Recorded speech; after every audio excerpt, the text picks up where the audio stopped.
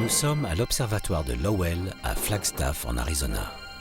En 1930, on y repère pour la première fois la planète la plus éloignée de notre système solaire, Pluton. C'est l'astronome Clyde Tombaugh qui fait cette découverte. Il a 24 ans. Tombaugh réussit cet exploit en photographiant systématiquement de grandes régions du ciel sur des plaques en verre. Pendant plusieurs nuits, il prend en photo 2 fois de suite chaque partie du ciel. Puis, en plissant légèrement les yeux, il compare les 2 clichés. S'ils sont identiques et qu'aucun astre n'a bougé, il ne s'y intéresse pas, car seuls les objets à l'intérieur même du système solaire se déplacent devant le fond d'étoiles en arrière-plan. C'est ainsi qu'après 6 mois d'observation, il voit un point qui a bougé, c'est Pluton. Pluton et son satellite Charon ont à eux deux une masse inférieure à 1/5 de celle de notre Lune. Ce sont 2 petits mondes de méthane et d'eau gelés dans l'obscurité des confins du système solaire. Pluton et son satellite sont en moyenne 40 fois plus éloignés du Soleil que notre Terre.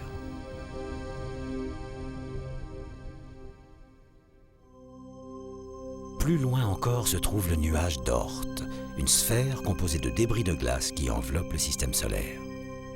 Mais en revenant en arrière, il existe un autre réservoir rempli lui aussi de débris de glace, la ceinture de Kuiper. Pluton, avec son orbite très excentrique, pourrait bien provenir de cette ceinture et ne pas être une planète à part entière. Pluton est un mélange de roches et de glace, tout comme les comètes qui nous arrivent de la ceinture de Kuiper ou du nuage d'Oort. Voici la comète Hyakutake, observée en 1996. Son noyau est une sorte de boule de neige sale de 3 km de large, mais sa queue s'étend sur des millions de kilomètres.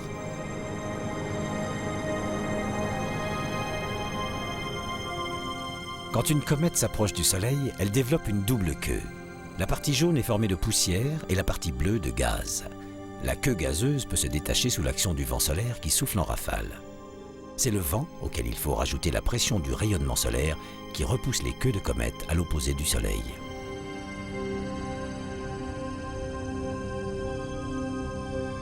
Cachons le disque solaire et regardons en accéléré une comète contourner le Soleil. Celle-ci se perd dans le Soleil.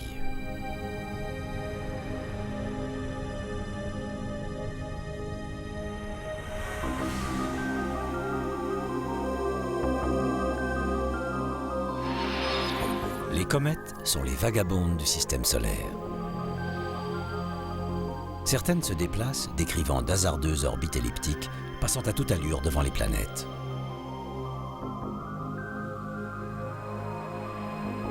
Telles des kamikazes, elles plongent vers le Soleil et meurent. D'autres ne font que l'effleurer. Jupiter représente un véritable danger pour les comètes.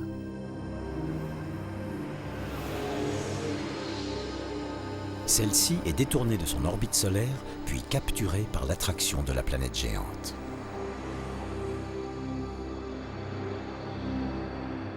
La comète, fragile mélange de glace et de poussière, s'approche d'elle à moins de 50 000 km.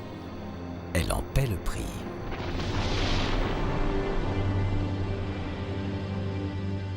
Jupiter l'a brisée en plus de 20 fragments.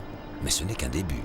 La comète, nommée Shoemaker-Levy 9, va devenir le plus grand spectacle céleste du siècle. En plongeant vers Jupiter, elle bombarde de toutes parts l'épaisse atmosphère de la planète gazeuse. C'était en juillet 1994.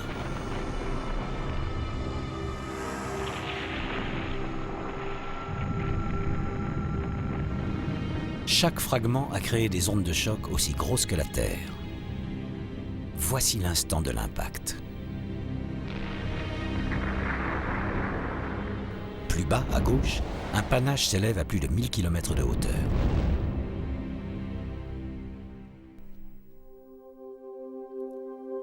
La plus célèbre des comètes est celle de Halley. Depuis des siècles, elle rend visite à nos cieux tous les 76 ans environ. Quand il l'aperçoit, en 1301, le peintre italien Giotto en fait son étoile de Bethléem. En 1066, la tapisserie de Bayeux raconte la conquête de l'Angleterre par les Normands. la comète est présente, témoin de l'histoire. Après le dernier passage de la comète de Halley, mais le premier depuis l'ère spatiale, c'est nous qui sommes allés lui rendre visite grâce à une sonde appelée Giotto envoyée par les Européens. Au milieu d'une armada internationale, c'est la mission la plus ambitieuse. Car Giotto doit traverser la coma, c'est-à-dire le nuage qui entoure le noyau. Nous sommes en 1986. Voici les images. Un noyau qui a la forme d'une cacahuète de 16 km sur 9. Vaporisés par la chaleur du soleil, les gaz et les poussières s'échappent de la surface. La lumière éblouissante rend la vision difficile, mais la surface du noyau de Halley que l'on devine est couverte de carbone noir. La coma, nourrie par des jets de gaz, développe une chevelure d'1 million de kilomètres bien plus grande que le Soleil.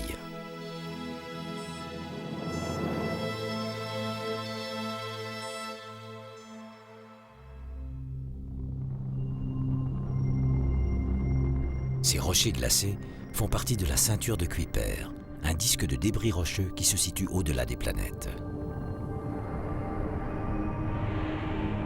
C'est de là que vient la comète de Halley, probablement bousculée par un changement dans l'interaction gravitationnelle du Soleil et des étoiles voisines.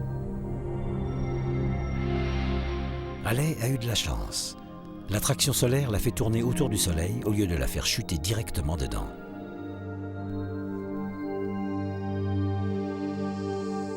Mais Halley est maintenant prisonnière d'une orbite qui l'emmène au-delà de Neptune pour revenir vers le Soleil, puis repartir en direction de Neptune, et ainsi de suite. Halley parcourt son orbite en 76 ans. Les comètes qui ont des périodes plus longues arrivent de bien plus loin, comme celle de Hale-Bopp, la plus spectaculaire que l'on ait vue en cette fin de siècle.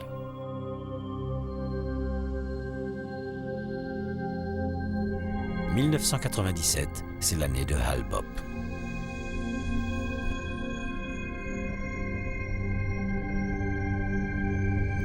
En gros plan, voici son noyau en rotation avec ses 40 km de large crachant du gaz et des poussières. Ils jaillissent de l'hémisphère chauffé par le Soleil, s'allumant et s'éteignant en fonction de la rotation du noyau. En s'approchant du Soleil, Hale-Bopp perd 1000 tonnes de poussière et d'eau par seconde. Mais dans le froid, aux confins du système solaire, la comète reprend sa forme initiale, sans chevelure, elle redevient inerte.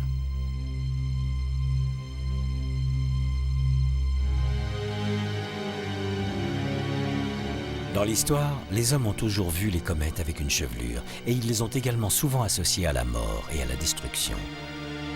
Mais avoir peur des comètes n'est pas complètement absurde. Aujourd'hui, elles sont étudiées de très près par les scientifiques. Si Hale-Bopp avait percuté la Terre, nous serions tous morts. Mais ceci est une autre histoire. La sonde spatiale Stardust part à la rencontre de la comète Wild 2.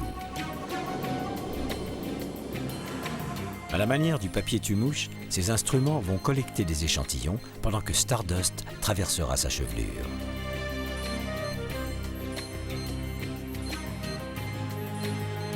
Mais à la différence de Giotto, qui n'a fait que nous envoyer des données, Stardust, elle, doit ramener sur Terre sa précieuse récolte. Isolée dans une capsule capable de résister au choc brûlant de la rentrée dans notre atmosphère, voici un précieux colis qui nous vient de loin, bien au-delà des planètes.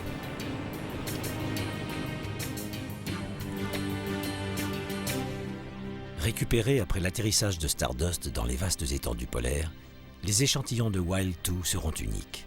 C'est la première fois que des scientifiques examineront des particules demeurées intactes depuis la naissance du système solaire. Le nuage d'Oort se situe à 1/3 de la distance qui nous sépare de l'étoile la plus proche. C'est lui qui nous envoie ces messagères du passé, les comètes.